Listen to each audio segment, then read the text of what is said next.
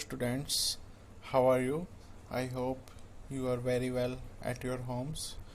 Students, in our previous video we have studied about the uh, mirrors formula, magnification formula, and solve some examples based on those formulas. In today's class we are going to study about the refraction of light. So इससे पहले हम पढ़ चुके थे reflection of light. अब हम पढ़ेंगे refraction of light. Light seems to travel along straight line path in a transparent medium. Light जो होती है वो एक स्ट्रेट लाइन में मूव करती है. What happens when light enters from one transparent medium to another. और जब लाइट एक ट्रांसपेरेंट मीडियम से दूसरे ट्रांसपेरेंट मीडियम में जाएगी तो उस क्या होगा, ये हम सब पढ़ेंगे आज. You might have observed that the bottom of a tank of a pond containing water appears to be raised. हम सब ने ये देखा, अक्सर देखते हैं जो टैंक वगैरह में पानी से भरे रहते हैं, जब हम उसके अंदर देखते हैं तो उसका जो बॉटम है वो कुछ उठा हुआ दिखाई देता है. Similarly, when a thick glass slab placed over some printed matter, the letters appears raised when viewed through the glass slab. और जब हम एक गिलास की स्लैब मतलब कांच की एक स्लैब को हम किसी पेपर वगैरह पे रखते हैं जिस पे कुछ लिखा हुआ रहता है, तो जो पेपर में लिखा हुआ रहता है वो कुछ उठा हुआ दिखाई देता है. ये सब क्यों होते हैं, क्या कारण है इसका, क्या रीजन है, ये सब हम आज पढ़ेंगे.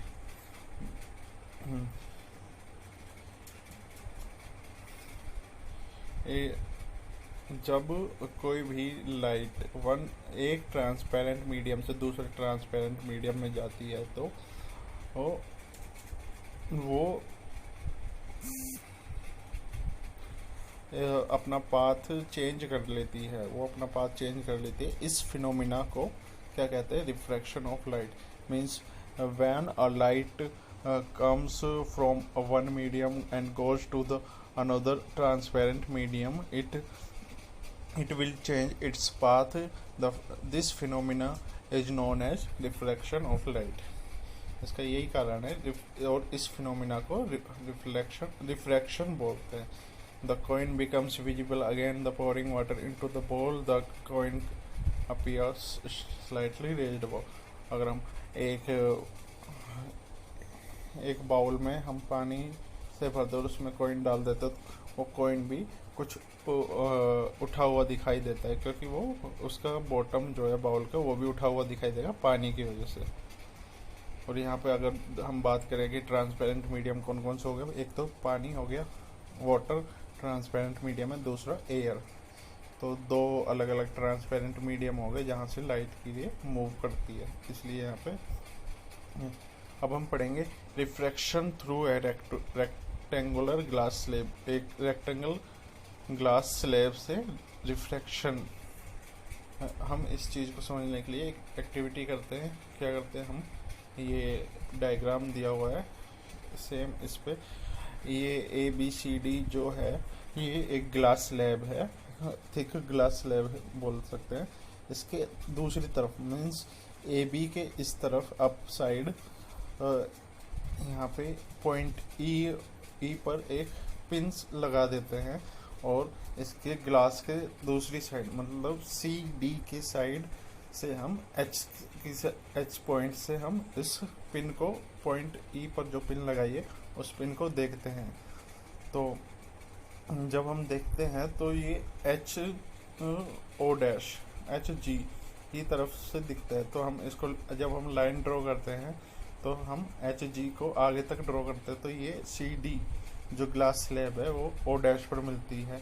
और हम अगर EF लाइन को ड्रॉ करते हैं तो ये जो ग्लास स्लैब पर मिलेगी वो O पॉइंट पर मिलेगी. अगर हम ये EF वाली लाइन को आगे तक ड्रॉ कर देते हैं, फिर ये आगे डॉटेड लाइन से ड्रॉ करते हैं, तो ये कुछ दूर मिलती है, कुछ दूरी बनाए रखती है कौन सी लाइन से, है GH से कुछ दूरी बना के रखती है ओ GH से, ये डॉटेड लाइन। तो इससे हम समझ सकते हैं कि जो ये लाइट थी वो उसने अपना, जब वो एक ट्रांसपेरेंट मीडियम से दूसरे ट्रांसपेरेंट मीडियम में जा रही है तो वो अपना पाथ चेंज कर रही है। क्योंकि देखो, अगर यहाँ पे ग्लास की स्लेब नहीं होती तो ये सीधे एक लाइन में मूव करती, EF को आगे तक बढ़ाते तो ये PL की तरफ, PL को की तरफ मूव करती। बट जब यहाँ पे हमने गिलास की स्लेब रख दी तो ये पहले मतलब ओ की तरफ घूम मुड़ जाती है, फिर ये इस जो ग्लास की स्लेब है इसमें सीधे स्ट्रेट लाइन में मूव करती है। फिर जब ये वापस गिलास से एयर में जाती है तो फिर ये अपना पाथ चेंज करती है। मतलब ये दो बार अपना पाथ चेंज कर रही है गिलास की स्लेब रखने पर। इसको हम समझ सकते हैं इसमें हुआ क्या है। ये जो लिखा हुआ है ये सब अभी हम डिस्कस कर चुके हैं इस डायग्राम के through. Now you are familiar with the refraction of light. Refraction is due to change in the speed of light as it enters from one transparent medium to another. Experiments shows that refraction of light occurs according to certain laws. Means क्या है कि जब light एक transparent medium से दूसरे transparent medium में जाती है तो उसकी स्पीड कम या ज़्यादा हो जाती है, जिससे वो अपना पाथ चेंज कर लेती है। और इसी फिनोमिना को क्या बोलते हैं? Refraction of light. The following are the laws of reflection of light. यहाँ पे कुछ लॉ दिए हुए हैं। जैसे हमने रिफ्लेक्शन के लॉ पढ़े थे कि angle of incidence equal to angle of reflection and the incident ray and reflected ray and normal are in the same plane. Those are the laws of reflection, and there are two laws of refraction of light. So first law is the incident ray, the reflected ray, refracted ray and the normal to the interface of two transparent media at the point of incidence lies in the same plane. Means इसमें भी first law जो है वो same उसके जैसा है कि incident ray, refracted रे और नॉर्मल जो रहेंगे टू ट्रांसपेरेंट मीडियम में वो एक ही प्लेन में होंगे। मीन्स या तो XY में या XZ में या YZ में जो भी प्लेन होगा वो एक ही प्लेन में रहेंगे। वो प्लेन अलग अलग प्लेन में नहीं होंगे। अलग अलग प्लेन मतलब तल, हिंदी में बोलते तल, तल में नहीं होंगे। The second law, the ratio of sine of angle of incident to the sine of angle of reflection is a constant for the light of a given colour and for the given pair of media. This law is known as Snell's law of refraction. If I is the angle of incidence and R is the angle of refraction, then sine of I divided by sine of R is equal to constant. Means हमेशा constant रहेगा। यहाँ पे I और R क्या है? यहाँ पे I is the angle of incidence and R is the angle of refraction. यहाँ पे हम देख सकते हैं इस डायग्राम में यहाँ पे I1 I2 दिया हुआ है, क्योंकि यहाँ पे एक बार तो यहाँ पे रिफ्रैक्शन हो रहा है एंड सेकंड टाइम जब लाइट ग्लास से एयर में जा रही है तो सेकंड टाइम यहाँ पे रिफ्रैक्शन हो रहा है। तो यहाँ पे 2 times angle of incidence and 2 times angle of refraction दिया हुआ है।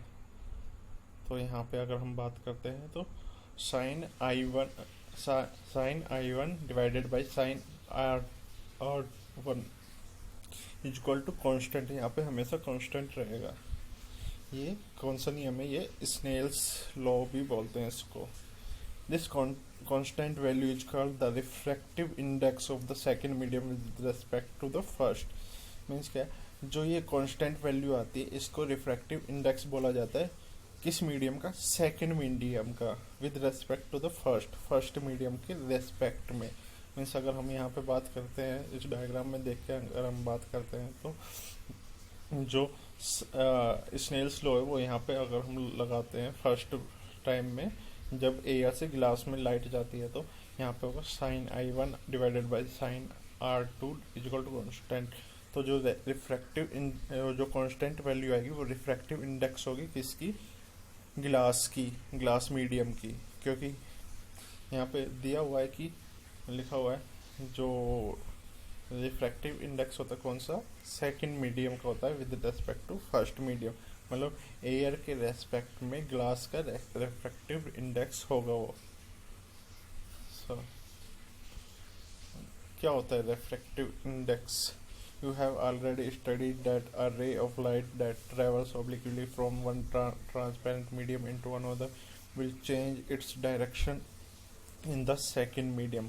ये हम पहले ही पढ़ चुके हैं, उस डायग्राम में भी, उस एक्टिविटी डायग्राम में भी देख सकते हैं कि जब एयर से ग्लास में लाइट जा रही है तो वो अपना पाथ चेंज कर रही है। तो वही यहाँ पे बोल रहा है the extent of the change in the direction that takes place in a given pair of media is expressed in terms of refractive index, the constant appearing on the right hand side। means क्या है, the extent of the change in the direction that take place in a given pair of media is expressed in the terms of means जो change होता है उसकी direction में जो change होता है वो किसको एक्सप्रेस करता है, वो रिफ्रैक्टिव इंडेक्स को एक्सप्रेस करता है। The refractive index can be linked to a important physical quantity, the relative speed of propagation of light in different medium. और हम रिफ्रैक्टिव इंडेक्स को दूसरी तरह से भी रिलेट कर सकते हैं, किससे, कि फर्स्ट मीडियम में इस लाइट की स्पीड क्या है और उसको सेकंड मीडियम में लाइट की स्पीड क्या है, इससे भी हम उसको रिलेट कर सकते हैं। मतलब जहाँ पे साइन ऑफ आई लिखा था, जहाँ पे इंसिडेंस एंगल की साइन वैल्यू जहाँ पे लिखी थी, वहाँ पे हम लिख सकते हैं कि लाइट की स्पीड इन फर्स्ट मीडियम, और साइन ऑफ आर लिखा था जहाँ पे, वहाँ पे हम लिख सकते हैं light of speed in second medium. So it turns out that light propagates with different speeds in different media। ये ऑब्वियसली यहाँ पे लाइट जो है अलग अलग मीडियम में अलग अलग स्पीड रहेगी उसकी। Light travels very fast, light travels the fastest in vacuum with the highest speed of 3 × 10⁸ metre per second. मतलब जो लाइट है वो सबसे तेज स्पीड से मूव करती है कहाँ पे, वैक्यूम में, और उसकी स्पीड क्या होती है 3 × 10⁸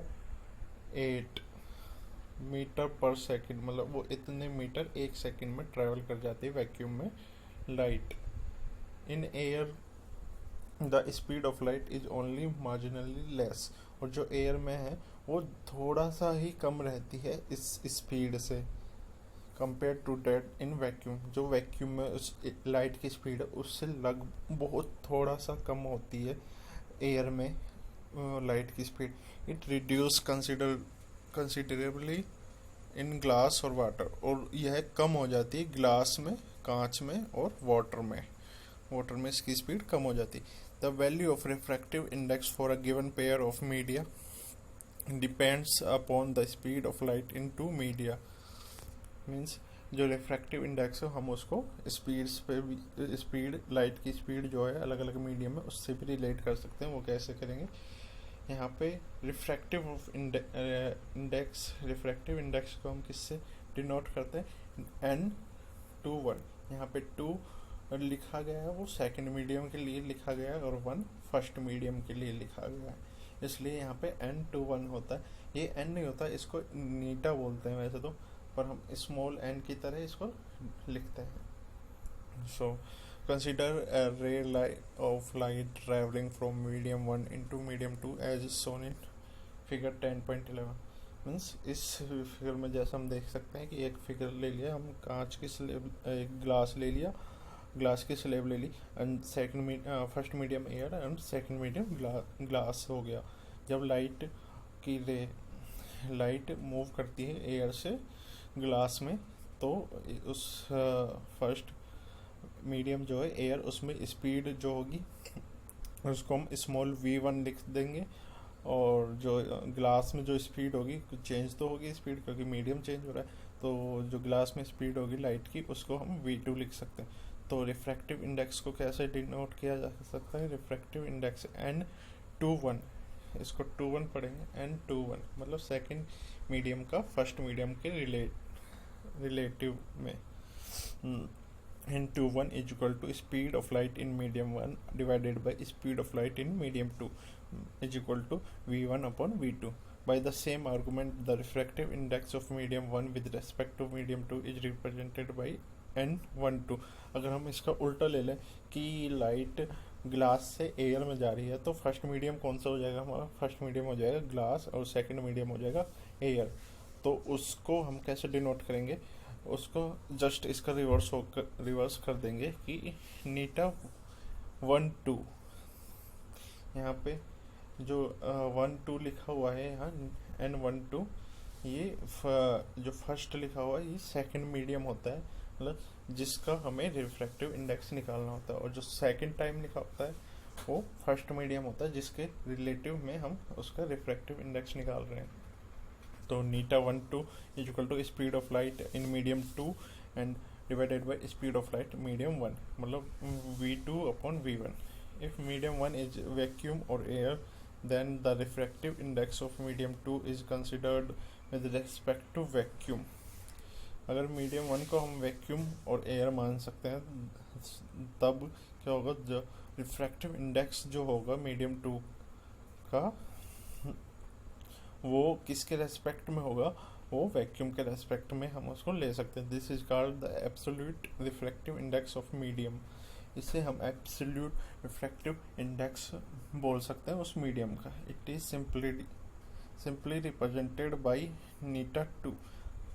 मीन्स अगर हम यहाँ पे वैक्यूम के साथ हम उसका रिफ्रैक्टिव इंडेक्स निकालते हैं, मतलब जो फर्स्ट मीडियम है उसका वो हम वैक्यूम ले लेते हैं, तो यहाँ पे नीटा 2 लिख सकते हैं हम। 1 लिखने की हमें कोई नीड नहीं होगी, यहाँ पे केवल नीटा 2 लिख के हम उस मीडियम का रिफ्रैक्टिव इंडेक्स निकाल सकते हैं।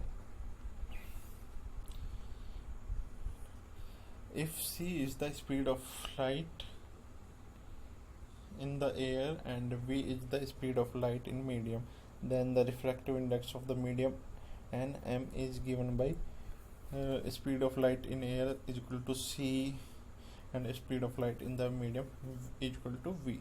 तो नीटा m is equal to, मतलब जो भी m का मतलब जो भी मीडियम होगा यहाँ पे, सेकंड मीडियम जो भी होगा वो किसके रेस्पेक्ट में? एयर के रेस्पेक्ट में। उसकी वैल्यू क्या होगी? c divided by v। c की वैल्यू हम पढ़ चुके थे, लगभग जो उतनी ही होती है जितनी की वैक्यूम में लाइट की स्पीड रहती है, 3 × 10⁸ मीटर पर सेकेंड, इतनी ही वैल्यू होती है c की। The absolute refractive index of medium is simply called its refractive index. The refractive index of several medium is given below in table number 10.3. From the table you can know that the refractive index of water NW is equal to 1.33. This means the ratio of the speed of light in the air and the speed of light in the water is equal to 1.33. Similarly, the refractive index of crown glass Ng is equal to 1.52. Such data are helpful in many places. However, you need not memorize the data. मतलब ये data हमें याद करने की ज़रूरत नहीं है, बस यहाँ पे हम वाटर का याद कर सकते हैं और ग्लास का। सारे डाटा हमें याद करने की ज़रूरत नहीं है। यहाँ पे डिफरेंट मीडियम का रिफ्रैक्टिव इंडेक्स दिया गया है, किसके रेस्पेक्ट में है? वो वैक्यूम के रेस्पेक्ट में। एयर का कितना है? 1.0003, आइस का 1.31, वाटर का 1.33, अल्कोहल का 1.36, केरोसिन का 1.44, फ्यूल्ड क्वार्ट्ज का 1.46, टर्पेंटाइन ऑयल का 1.47, बेंजीन का 1.50, क्राउन ग्लास का 1.52, कनाडा बाल्सम का 1.53, रॉक सॉल्ट का 1.54, कार्बन डाइसल्फाइड का 1.63, डांसिक फ्लिंट ग्लास का 1.65, मतलब जो जितना डेंस होगा उसका रेफ्रैक्टिव इंडेक्स उतना ही ज़्यादा होगा, क्योंकि उसमें जो स्पीड होगी लाइट की वो उतनी ही कम होगी। जो मीडियम जितना डेंस होता है उसमें लाइट की स्पीड उतनी ही कम होती है, तो उसका रेफ्रैक्टिव इंडेक्स उतना ही ज़्यादा होगा। Note from the table 10.3 that an optical denser medium may not possess greater mass density.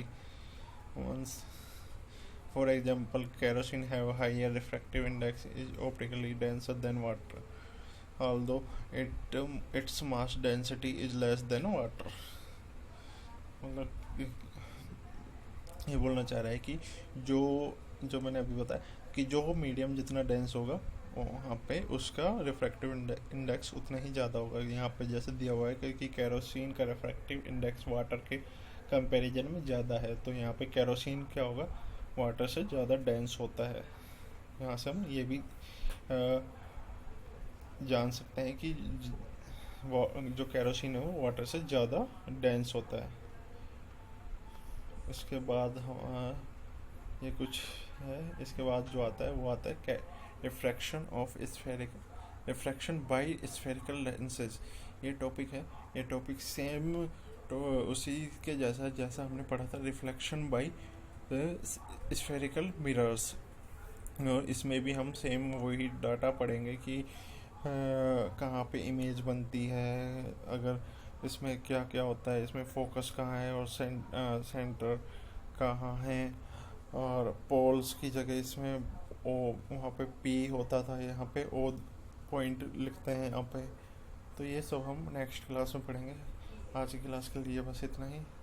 I hope यहाँ तक सब समझ में आया होगा। So thanks for watching, thank you very much.